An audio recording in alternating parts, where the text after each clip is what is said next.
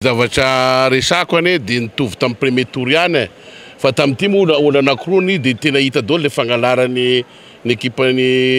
Ian Razoely miaraka amin'ny fitondram-panjakana zay miaraka aminy.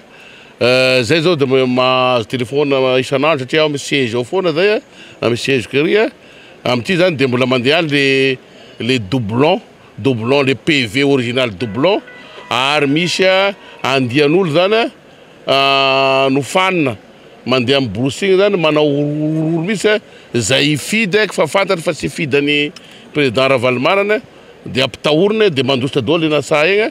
dia zay no mahatonga ny taux de participation ambany be satria efa nomanina zareo angamba misy groupe tena be dia be partout eran'i Madagasikara zany efa nomanina reny député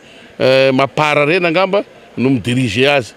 Zay ny résultat azo na dia zany aza fa mino fa ny renseignement henoko partout satria zay manana antenne CRN reny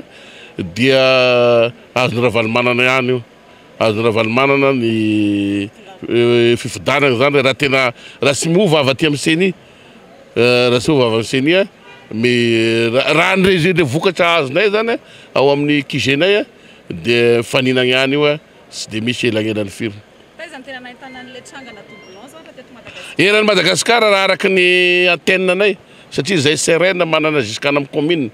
juskany amin'ny district dia fandray amin'ireny zany zay isan'andro dia mbola mitovy ihany tena doublon carte d'identité doublon carte d'électeur doublon PV original doublon zay zany tena hita. Izany ve no atao andehanana amin'ny élection présidentielle zay olo hitondra halatra ohatran'izany tsy mendrika an'i Madagasikara zany. Zay no mahatonga anay miteny foana fa rehefa miteny moa zahay dia tsy mety raha ohatra ka ho filoham-pirenena anao dia efa mangalatra dia angalatra koa zany anao ny harena pirenena satria ny tongavanao teo zany halatra zay.